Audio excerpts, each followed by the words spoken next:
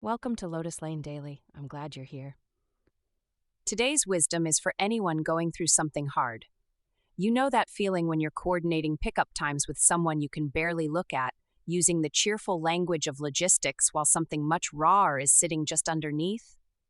The texts are civil, the handoffs are polite, and then you get home and stand in the kitchen for a while, not quite knowing what to do with yourself. Because this wasn't what you pictured when you pictured your family. That's co-parenting. And most of the advice about it misses the part where it's actually this hard. The articles tend to make it sound like a project management problem: clear communication, shared calendars, consistent rules across households. And yes, all of that matters.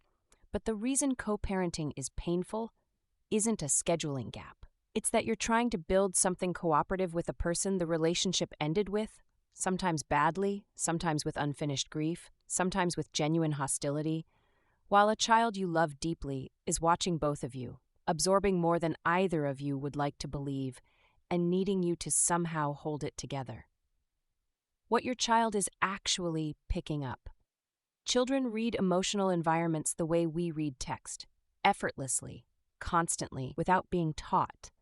They don't need you to say anything unkind about the other parent. They feel the tension in the room when that parent is mentioned. They hear the sharpness in your voice even when you're choosing careful words. They notice when you look away. This is not an accusation. It's just physiology. Children are wired to track the emotional states of the adults they depend on because for most of human history, that was survival information. The same instincts that make them so attuned to your love also make them attuned to your stress and your unresolved anger. What this means in practice is that the single most powerful thing you can do for your child in this situation is work on your own regulation. Not just for their sake in some abstract way, but because your nervous system is right now literally calibrating theirs. That's a big responsibility, and it's also genuinely unfair that you have to manage it while you yourself are in some version of grief or anger or exhaustion. But that's the actual task. Children from divorced and separated families do well, genuinely well, not just coping well, when the adults around them are stable and when the conflict between those adults is low. That research is consistent. The family structure matters far less than the emotional climate inside it. The problem with trying to co-parent like nothing happened. Some people are advised by well-meaning therapists, books, family members, to act as if the split was a purely practical change and emotions have no place in it. Just be professional. Treat the other parent like a colleague. This advice has a real function. It can stop you from relitigating old wounds in front of your kids. But taken too far, it creates a different problem. If you're performing equanimity you don't feel, two things happen. First, the performance is exhausting, and eventually it breaks. Second, you're not actually processing what you're carrying, which means it leaks into the small things. The sarcasm that slips out, the way your face changes when they call. The more sustainable approach is to do the actual work of managing the relationship with the other parent, rather than suppressing the fact that it's hard. That means setting up communication systems that give you enough buffer, a co-parenting app or email rather than text, if the informality of text makes it harder to be measured. It means agreeing in advance how decisions get made, so you're not having negotiations in front of your child. And it means finding places. Therapy, a trusted friend, somewhere off the parenting grid where you can be honest about what you're feeling, so you're not carrying it alone into every handoff. When the other parent makes it harder.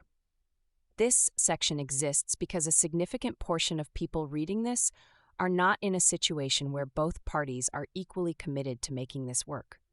Sometimes, you are genuinely trying, and the person you're co-parenting with is not. They're late to pickups. They undermine your rules. They say things to the child. They use the child as a messenger for feelings that belong between adults, or they simply refuse to communicate at all. If that's your situation, first, you're not imagining it, and it's not your fault, and you're carrying something genuinely heavier than the default co-parenting challenge. There's a line from old writing on dialogue that has stayed with me. Dialogue starts with listening. Truly listening. Not just waiting for your turn to speak, but genuinely trying to understand another person's heart. I think about this in the context of a difficult co-parent because sometimes what's underneath the obstruction is something like fear. Fear of losing relevance with the child, fear that you're moving on and they're not, fear of the future they didn't choose. That doesn't make their behavior acceptable. But understanding it can help you respond rather than react, which matters enormously for the child in the middle. When the other parent is consistently difficult and direct communication fails, parallel parenting, where you minimize contact and disengage from conflict rather than trying to collaborate, is a legitimate approach. You don't have to be friends. You don't have to agree on philosophy. You just have to keep the conflict out of your child's line of sight as much as humanly possible. The grief you haven't finished.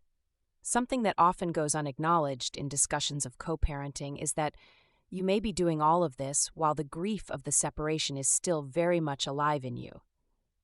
The relationship ended.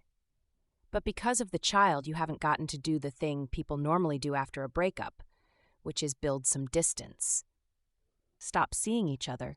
Let the neural pathways of that relationship slowly quiet down. Instead, you're seeing this person regularly. You're watching them in a parenting role. You may be watching them move on in ways you weren't ready for, and you're expected to be fine about all of it for the sake of the child. This is genuinely hard, and there is no elegant solution to it. But naming it matters. The grief is real. The loss of the family you thought you were building is real. Giving yourself permission to feel that privately, not in front of your child, not at the other parent, but somewhere, is not self-indulgence. It's what makes it possible to show up clearly when you need to. An old letter puts it well. A single warm word can give someone the courage to go on living. Never underestimate the power of your compassion. That compassion applies to the people around you, yes, but it also applies to yourself. You are in a hard situation. You are doing a hard thing. Some grace toward yourself is not weakness. It's the fuel the rest of this runs on.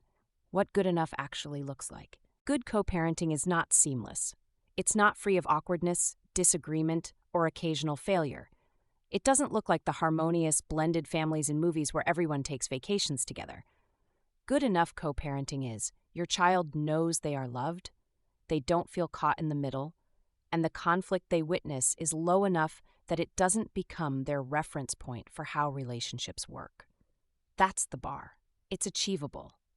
And on the days when you fall short of it, when you snap, when the handoff goes badly, when something the other parent does makes you say the thing you swore you wouldn't say, you repair it. You apologize to your child if necessary. You try again. There are no permanent impasses here. There are only people who stop trying, and you haven't stopped trying, which is why you're reading this at whatever hour it is. That matters. That counts for something. Your child will not need a perfect co-parenting situation. They will need parents who keep showing up, who manage their own hardest feelings somewhere the child doesn't have to absorb them, and who make it clear, through action more than words, that both parts of their life are safe. You can do that. On the harder days, you can at least try to do that. And trying, done consistently, builds something real over time. Hold on. This gets easier. Not perfect, but genuinely easier. That's the wisdom for today. If something here landed for you, share it with one person who might need to hear it too. Take it slow. I'll see you tomorrow on Lotus Lane Daily.